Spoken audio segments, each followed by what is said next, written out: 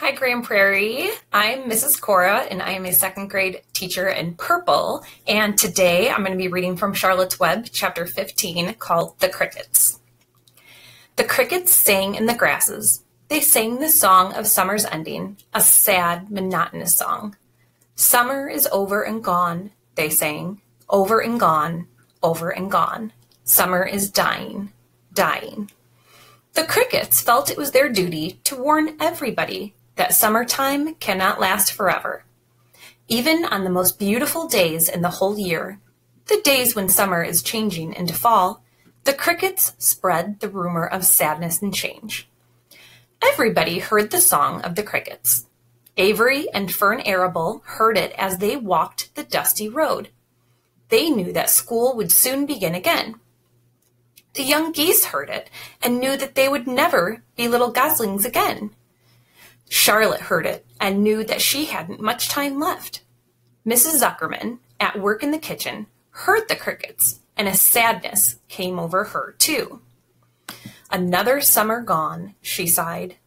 Lurvy, at work building a crate for Wilbur, heard the song and knew it was time to dig potatoes. Summer is over and gone, repeated the crickets. How many nights till frost? Sang the crickets. Goodbye, summer. Goodbye. Goodbye. The sheep heard the crickets, and they felt so uneasy they broke a hole in the pasture fence and wandered up into the field across the road. The gander discovered the hole and led his family through, and they walked to the orchard and ate the apples that were lying on the ground. A little maple tree in the swamp heard the cricket song and turned bright red with anxiety. Wilbur was now the center of attraction on the farm. Good food and regular hours were showing results. Wilbur was a pig any man would be proud of. One day, more than 100 people came to stand at his yard and admire him. Charlotte had written the word radiant, and Wilbur really looked radiant as he stood in the golden sunlight. Ever since the spider had befriended him, he had done his best to live up to his reputation. When Charlotte's Web had said, "some pig," Wilbur had tried to look like some pig. When Charlotte's Web said terrific, Wilbur had tried to look terrific. And now that the web said radiant, he did everything possible to make himself glow. It is not easy to look radiant, but Wilbur threw himself into it with a will. He would turn his head slightly and blink his long eyelashes. Then he would breathe deeply, and when the audience grew bored, he would spring into the air and do a backflip with a half twist. At this, the crowd would yell and cheer. "How's that for a pig?" Mr. Zuckerman would ask, well pleased with himself. "That pig is radiant." Some of Wilbur's friends in the barn worried for fear all this attention would go to his head and make him stuck up. But it never did. Wilbur was modest. Fame did not spoil him. He still worried some about the future, as he could hardly believe that a mere spider would be able to save his life. Sometimes at night, he would have a bad dream. He would dream that men were coming to get him, but that was only a dream. In the daytime, Wilbur usually felt happy and confident. No pig ever had truer friends, and he realized that friendship is one of the most satisfying things in the world. Even the song of the crickets did not make Wilbur too sad. He knew it was almost time for the county fair, and he was looking forward to the trip.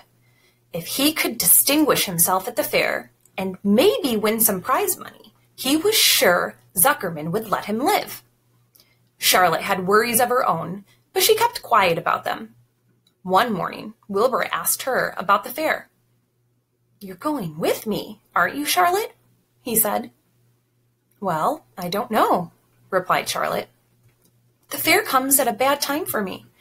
I shall find it inconvenient to leave home, even for a few days." "Why?" asked Wilbur. "Oh, I just don't feel like leaving my web. Too much going on around here." "Please come with me," begged Wilbur. "I need you, Charlotte. I can't stand going to the fair without you. You've just got to come." "No," said Charlotte. I believe I'd better stay home and see if I can get some work done." "What kind of work?" asked Wilbur. "Egg laying. It's time I make an egg sack and fill it with eggs." "I didn't know you could lay eggs," said Wilbur in amazement. "Oh, sure," said the spider. "I'm versatile." "What does versatile mean? Full of eggs?" asked Wilbur. "Certainly not," said Charlotte. "Versatile means I can turn with ease from one thing to another. It means I don't have to limit my activities to spinning and trapping and stunts like that." "Why don't you come with me to the fairgrounds and lay your eggs there?" pleaded Wilbur. "It would be wonderful fun." Charlotte gave her web a twitch and moodily watched it sway. "I'm afraid not," she said. "You don't know the first thing about egg laying, Wilbur. I can't arrange my family duties to suit the management of the county fair. When I get ready to lay eggs, I have to lay eggs, fair or no fair. However, I don't want you to worry about it. You might lose weight. We'll leave it this way. I'll come to the fair if I possibly can." "Oh, good," said Wilbur. "I knew you wouldn't forsake me when I need you most." All that day, Wilbur stayed inside, taking life easy in the straw. Charlotte rested and ate a grasshopper. She knew that she couldn't help Wilbur much longer. In a few days, she would have to drop everything and build the beautiful little egg sack that would hold her eggs.